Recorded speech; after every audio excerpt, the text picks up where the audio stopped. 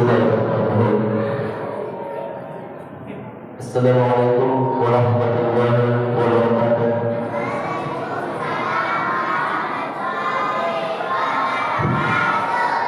Alhamdulillahirabbil alamin. Wassalatu wassalamu ala asyrofil anbiya'i wal mursalin.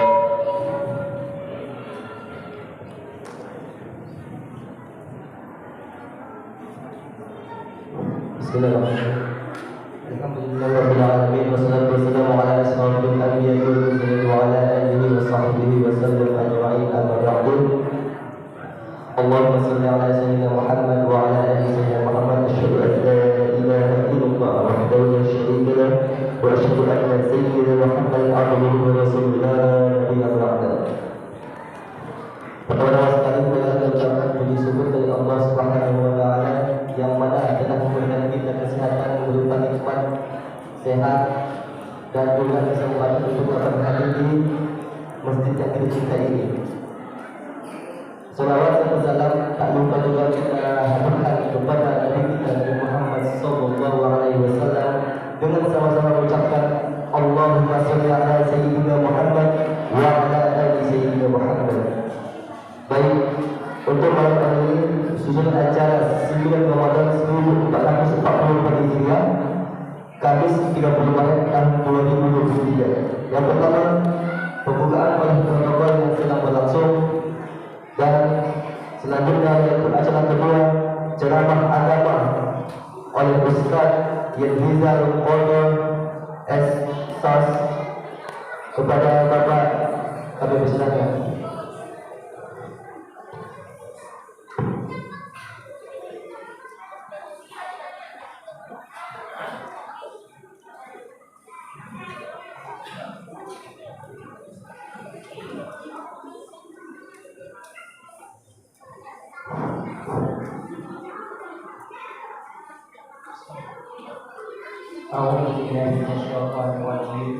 Bismillahirrahmanirrahim. Assalamualaikum warahmatullahi wabarakatuh.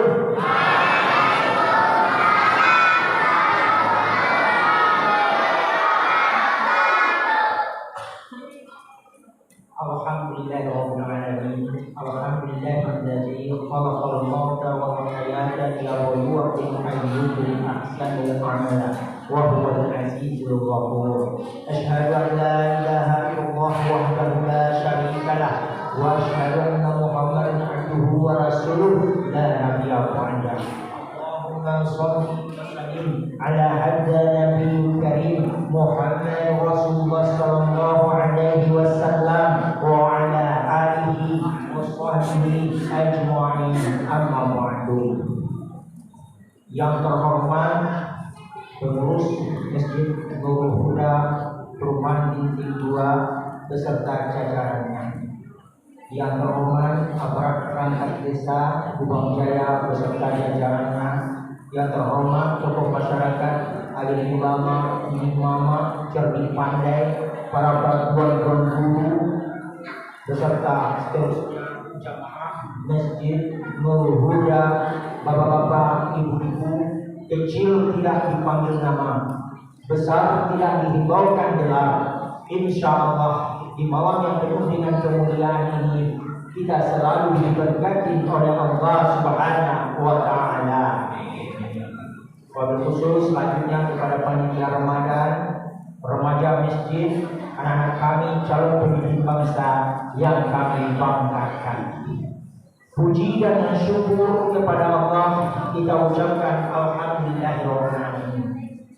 Salawat dan salam kepada baginda Rasulullah sallallahu alaihi wasallam kita lafazkan Allahumma shalli ala Muhammad wa ala ali Muhammad, dan sepanjang kejualan yang kita harapkan di yaumil mahsyar nanti. Amin amin Allahumma amin. Bapak-bapak, ibu-ibu serta remaja muslim rahimakumullah. Judul tausiah kita pada malam ini beraroma tasawuf, kaji ini. Jadi judulnya tidak bahasa Arab saja karena kita sendiri menyebutnya akhlak terpuji dan akhlak tercela. Akhlak terpuji, akhlak tercela.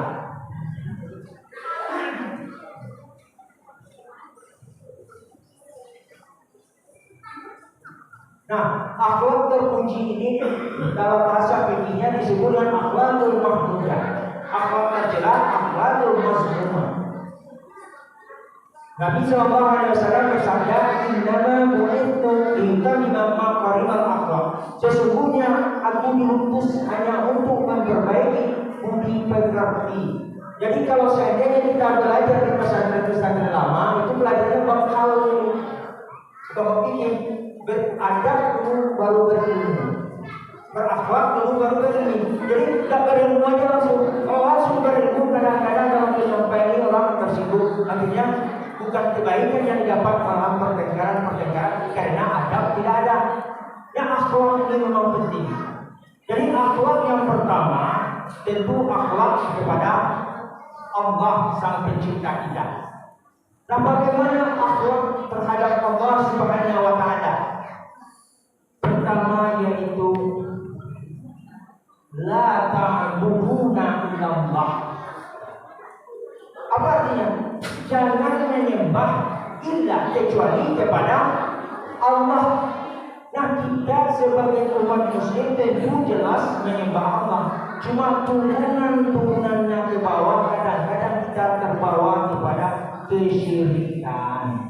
Nah, bagaimana caranya supaya kita tidak terbawa kesyirikan? Jalan satu-satunya saat kita berbicara menuju kepada sesuatu kebatinan batin, suatu hal yang supranatural, baik itu dalam permasalahan penyakit, masalah pekerjaan, masalah apa-apa, harus tiga yang penting diperhatikan.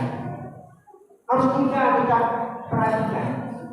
Pertama yaitu saat kita merasa diri kita sakit, ini ke supranatural. Saat rasa karir kita, rasa-rasanya pandai mana jalan Allah, lalu kita minta petunjuk para guru. Maka harus tiga diperhatikan. Pertama, jangan pakai jimat.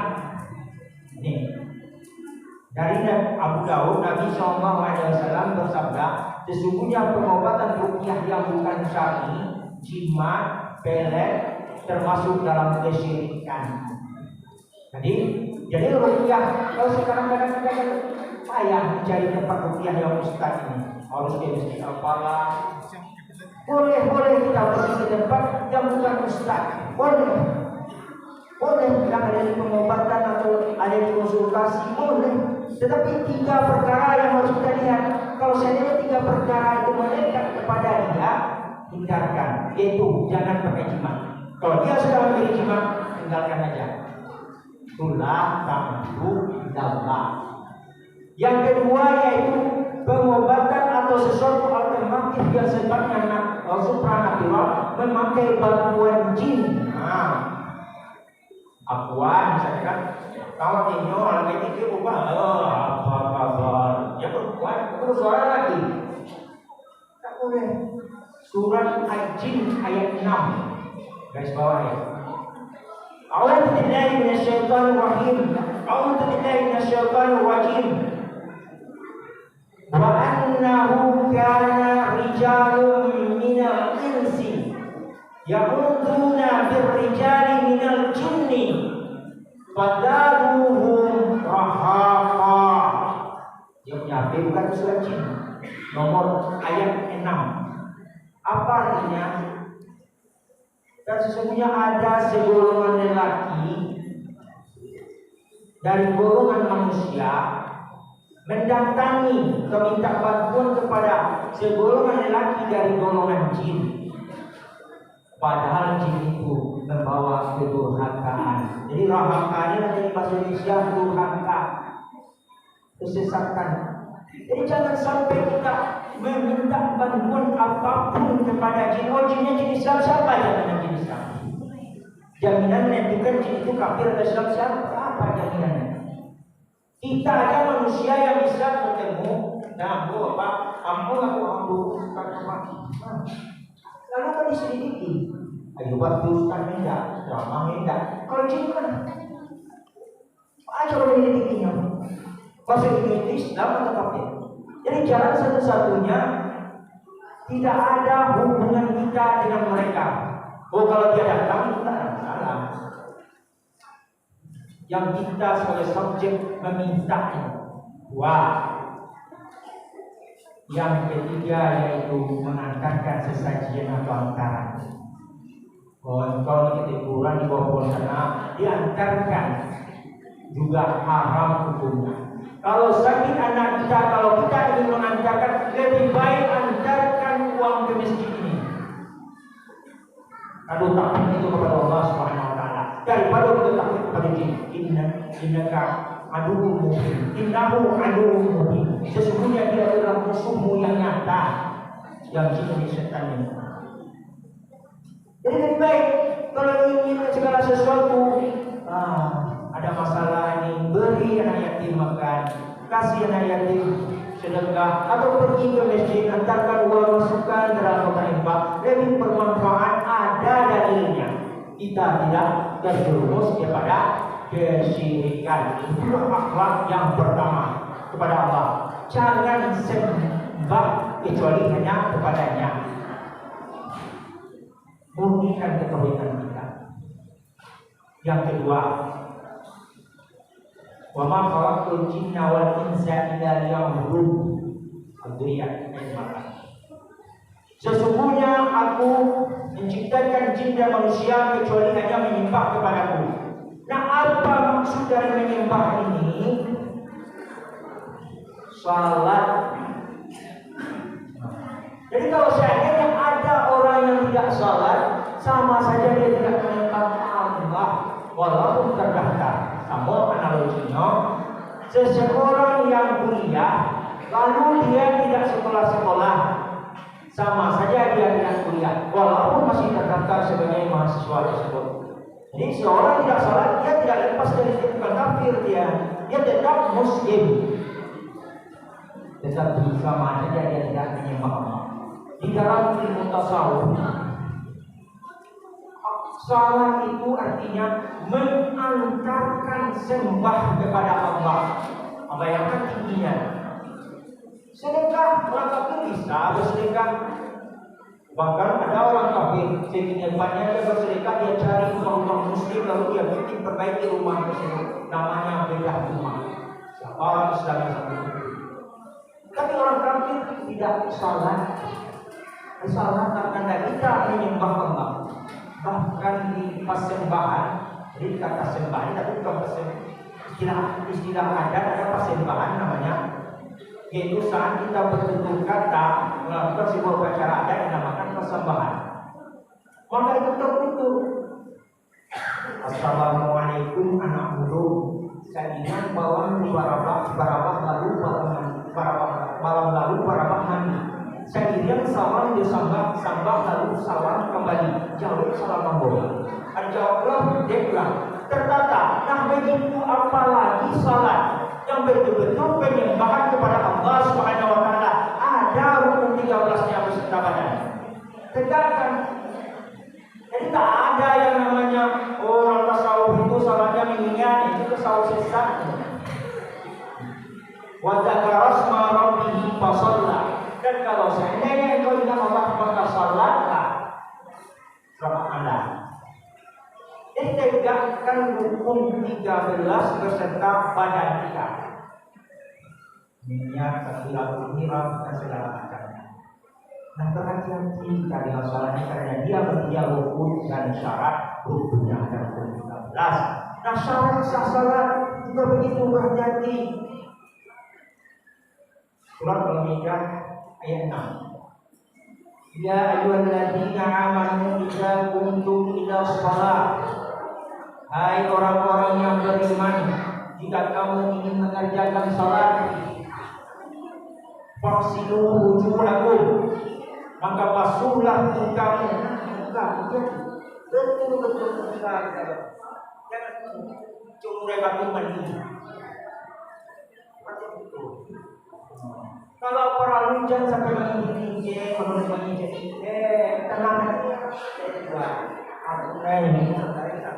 kalau bisa doa sekali. Ya Allah, dengan ini Hapus dosa hamba ya Allah. Berdoa. Yang baca kuih, tambah. Punya jangka. Waksilu kedua. Wa aidiyakum ila marafiq, dan tanganmu, tangan kalian sampai siku, sampai ke siku. Kalau perlu lebih kan sedikit.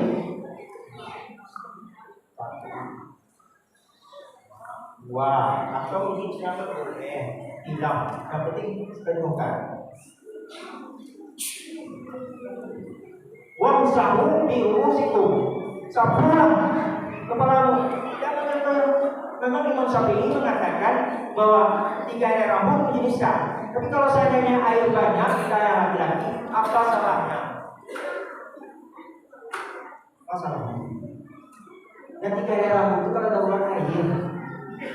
Nah, soalnya kalau mencuri itu dalam orang itu jadi itu maka mandi bukan dalam, apalagi hubungan. Kalau kita ini itu ya dia namanya borak, dia yang menghormat. Wa arjulakum ila ka'bayn, dan kakimu sampai mata kaki, naikkan sampai mata kaki. 2, untuk salat yang sering terlupakan. Yang ketiga yaitu mandi wajib. Salat juga sah, ya salat di sana syaratnya. Kadang-kadang ini sawah pada ibu-ibu punya anak gadis yang kami nantu ke pesta, ikotek tangan dong. Zaman dulu ikotek merah, udah lagi ini ikoteknya macam-macam tuh. Ada yang kawan kuku, ada yang hitam kan. Kita malu orang kuku hitam, malahan ikotek dengan hitam. Nah, ikotek itu menghalangi itu mandi wajib, syarat sama mandi wajib itu benar. Ya bisa baik-baik. Larang anak kita saat dia jadi pengantin wanita jangan ikotek kuku tuna jadi. Nah, itu dalam sejarah Islam dulu itu yang baik-baik, bahkan dalam adunya ini malam-malam baik-baik yo sayang. Malam baik-baik aduh malam-malam ikotek aduh. Larang. Bisa. Nah, siangnya mereka mengadakan pesta, malamnya mereka malam pertama, siang subuhnya dia mandi wajibnya tidak sah. Diskoteknya lama juga, sehari itu bisa sebulan. Kata bagi pakaian, wa idza qila lahum la tusidu fil ardh qalu innama nahnu muslimun. Itu artinya bukan kerusakan bumi itu, bukan merusak teknologi segala macamnya, merusak lingkungan itu selalu. Yang surat Al-Baqarah ini artinya itu melakukan penyimpangan dalam agama. Ada masuk itu dan lain. Yang tahu jangan menguji. Hati-hati ibu-ibu kalau seandainya berpesta, jangan sampai anak itu memakai kok. Kalau dicek baiknya ya kalau ini maka sendiri. Ketiga sudah 2. Pertama yaitu jangan melakukan perbuatan syirik. Yang kedua salat. Nah, yang ketiga yaitu berbaik sangka kepada Allah. Nah, karena kaji ini kita buka sebuah kitab. Kitab ini nama dari Ahmad Al-Skandari atau disebut lebih dikenal dengan nama Ibnu Athaillah. Ibnu Athaillah yang punya sebuah kitab namanya Al-Hikam. Baik itu apa? Namanya Al-Hikam. Saya terkenal nih kitab Al-Hikam ini. Jadi di buat kitab Al-Hikam yang pertama, manusia itu mempunyai 2 kedudukan, tempat, mempunyai 2 tempat, mempunyai makam, 2 makam. Yang pertama namanya makam tajrid. Yang kedua makam asbab. Nah, kepada ibu dulu, apa itu makam tajrid? Seandainya suami awak kurang kayu, cukup dia hanya pergi. Kalau itu cukup, selalu cukup. Dan kita tunaikanlah fungsi rumah tangga. Itulah makam tajrid. Tak ada kewajiban berusaha. Semua lengkap. Ekonomi suami sudah kaya, segala macam dia punya, rumah dimilikinya, mau juga berusaha buka bisnis online, buka restoran, ini bertambah. Orang yang telah ditentukan oleh Allah makamnya, lalu dia berpindah ke makamnya lain, sebenarnya dia meletakkan dirinya pada kehinaan. Apalagi yang kakek yang senang, tapi suami sayang kalau saya lihat kita udah tua, cukup mengerjakan kerja rumah tangga, misalnya nikmatnya rumah tangga tersebut. Terus sudah dicukupi oleh yang memberi kita, yaitu suami kita. Nah, kalau seandainya kita bekerja akhirnya berpindah makam kita, padahal waktu yang diberikan hanya 24 jam oleh Allah Subhanahu wa taala. Banyak mulai dari mencuci, mengurus anak, mengantar anak sekolah, masak. Kalau perlu kita yang mengajarkan anak pertama baca Al-Quran itu, kalau bisa. Pandai waktu kita yang mengajarkan kalau bagusnya. Kalau kita berada di makam kecil. Dan ada juga makam asbab. Makam asbab itu yaitu jadi kita sebagai kepala keluarga. Jelas kita mempunyai tanggungan, jelas kita mempunyai anak istri yang harus dibiayai. Ya kalau seandainya kita sudah mempunyai penghasilan tetap, tetapi kalau seandainya kita tidak punya tabungan yang harus bekerja, maka bekerjalah. Dan sampai ditinggalkan istri, lalu mengeluh istri. Walaupun urusan dakwah 3 hari, 40 hari, ditinggalkan tanpa biaya, bahkan kadang orang yang bersedekah. Padahal kita yang seharusnya bekas keringat pagi pulang untuk istri kita. Padahal kalau kita yang datang memberikan sedekah untuk istri kita. Jangan sampai kalau kaya kita tidak ada masalah. Akhirnya apa? Menyesal istri kita punya suami seperti kita. Lalu musyrik atau apanya mengatakan kalau seandainya kita berjalan dengan jalan Allah, jihad fisabilillah ini tidak salah. Jihad fisabilillah ini nanti digantikan oleh Allah Subhanahu wa taala bidadari di surga. Betul. Tetapi alangkah baiknya istri kita inilah yang menjadi bidadari di surga nanti. Kenapa? Karena kita lepaskan syahwat kepada dia. Kita titipkan keturunan yang rahimnya, keturunan kita ke rahimnya. Nah, salah satu bidadari kita itu tentu istri kita ini, bahagiakan istri kita. Bukan dilarang pergi berdakwah, bukan dilarang, bahkan kewajiban bagi kita, tapi semampunya, tidak boleh dipaksakan. Dengan menelantarkan anak istri. Tapi kalau seandainya biaya cukup, segalanya cukup, istri anak rendah, apa salahnya itu lebih bagus. Jadi kita mempersiapkan dananya.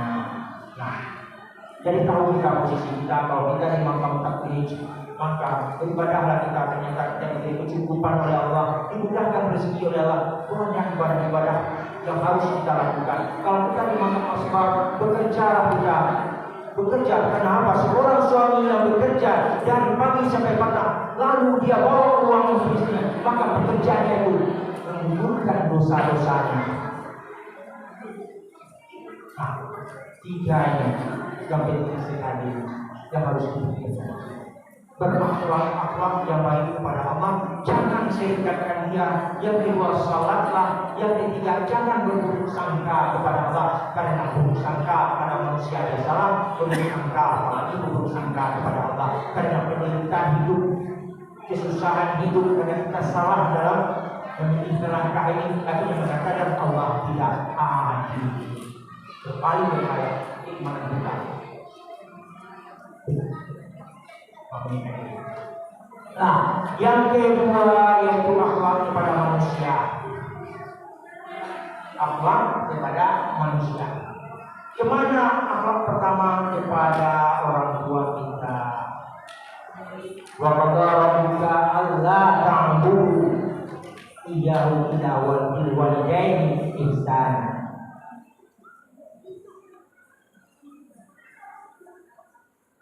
Berkehendak Allah menyimpangnya dan kepada kedua orang tua berbuat baiklah. hasanah ini artinya bukan kalau ada biji harus diberikan, menyenangkan hatinya saja, sederhana. Jadi kepada anda sekalian, senangkan hati orang tua kita. Jangan sampai orang tua kita sedih karena berharga kita, akhlak kita. Jadi akhlak pertama itu kepada kedua orang tua. Dan seterusnya itu urutannya kepada tetangga. Janganlah sampai kita melakukan perbuatan iri, dengki, marah, hasut. Karena apa? Iri, dengki, marah, hasut, perasaan tidak senang melihat orang susah melihat orang senang. Lalu kita pukul ibarat sebuah pohon kayu. Makin besar pohon kayu dia akan berbuah. Buahnya itu adalah dendam. Apa lainnya? Itu buah dari iri, dengki, hasad, dendam pasukan. Apa sabun ini napur padahal dua ini. Jadi bagi kita, kalau kita yang jadi objeknya, itu saja. Cuy tonggak lah, ilmu tonggak, ilmu tonggak itu kan dia saja. Tinju ya tonggak, tangan yang menunjuk sakit. Pakai ilmu tonggak. Kalau itu sedang orang, ini maksudnya kita yang ada di sini jangan jadi subjek melakukan perbuatan tersebut, melakukan perbuatan dengki, iri, dan segala macamnya yang sifat-sifat yang buruk tersebut. Tapi kalau seandainya orang yang melakukan dia, Tuhan yang balas, serahkan aja kepada Allah. Bahkan semakin saya banyak Allah bertanya, kalau hari ini itu kan kayak gitu hanya diri untuk bersahur. Jadi yang namanya tasawuf itu bukan pekerjaan sesat, enggak. Tarikan itu bukan sesat, tapi kadang-kadang pelaku-pelaku yang mengaku tasawuf, pelaku-pelaku yang mengaku tarikat membuat hal-hal yang sesat. Apa yang sesat? Aduh, lagi pandai membuat jadi tukang game, misalkan sesuatu yang aneh-aneh. Akhirnya identik tasawuf itu tukang game. Duduk segala macam, padahal tidak tasawufnya ini bagaimana supaya kita ini ingat akan hidup akan mati. Tarikat itu jalan. Nah, sudah 20 menit kita terasa saja. 20 menit kita bertausiah karena anak-anak kita besok sekolah. Ya kalau bisa setengah 10 sudah selesai kita tahu. Lalu mereka tadarus 10:15 atau setengah 11 mereka tidur. Nah, itu kesimpulan dari kaji kita hari ini, kita harus berakhlak yang baik, jangan berakhlak yang buruk. Akhlak baik yang pertama yaitu berakhlak kepada Allah. Cara berakhlak kepada Allah yaitu jangan melakukan perbuatan syirik. Akhlaknya yaitu syirik. Nah, bagaimana cara melakukan tidak melakukan perbuatan syirik tadi? Kalau saja kita memiliki pengobatan atau hal-hal alternatif yang sifatnya supranatural, jangan memakai jimat, jangan melakukan dengan bekerjasama dengan jin, yang ketiga jangan memakai sesajian. Lalu yang kedua yaitu salat, karena salat adalah tanda kita menyembah Allah.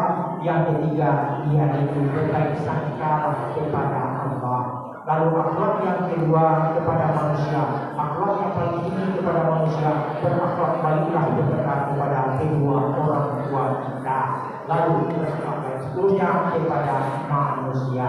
Mohon maaf atas segala kekurangan adalah milik aku pribadi, dan berdoa aku kepada Allah Subhanahu wa taala semoga diberi hidayah dalam menyampaikan amanah dalam hidup agama ini, dan kebenaran berasal dari Allah Subhanahu wa taala. Alhamdulillah fala takunanna minal mumtarin. Kebenaran itu berasal dari Tuhan engkau, dan janganlah engkau menjadi segolongan orang yang ragu. Sekali lagi mohon maaf, wabillahi taufiq wal hidayah. Assalamualaikum warahmatullahi wabarakatuh.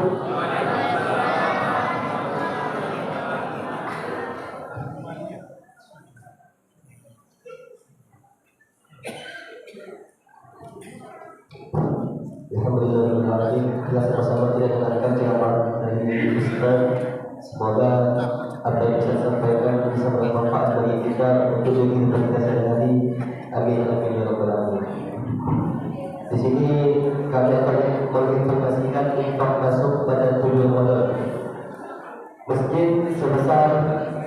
Kami lagi masjid sebesar 959.000 rupiah.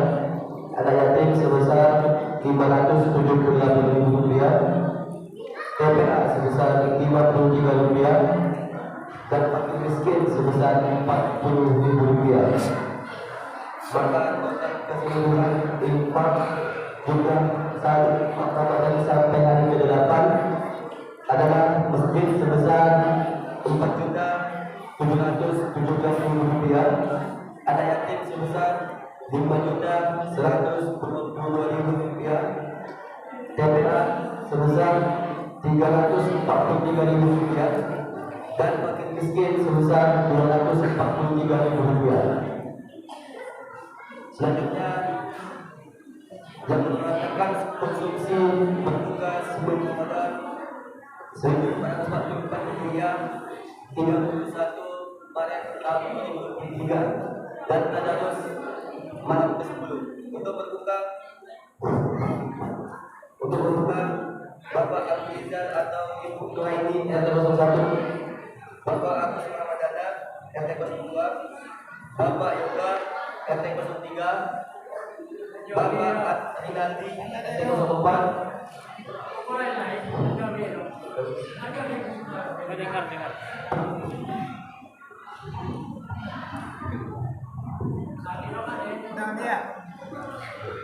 ya baik, lagi untuk yang mengatakan konsumsi berbuka sebelum Ramadan 1444 Hijriah tanggal 31 Maret tahun 2023 dan tadarus malam ke-10.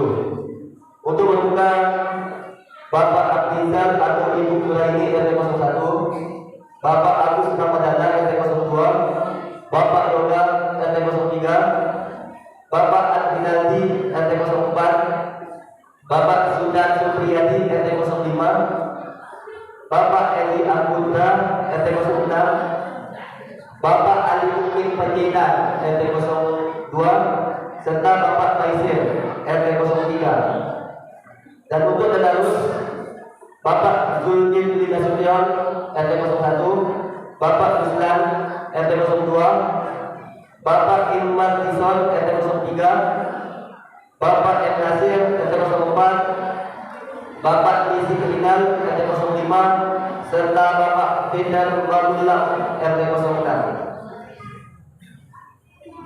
Informasi yang bertugas sholat tarawih untuk malam ini yaitu imam kami mintakan kepada Bapak Tabib Ismail dan bidanya kami mintakan kepada Bapak Idil Fitra. Sekian dari kami. Apabila ada kata ataupun yang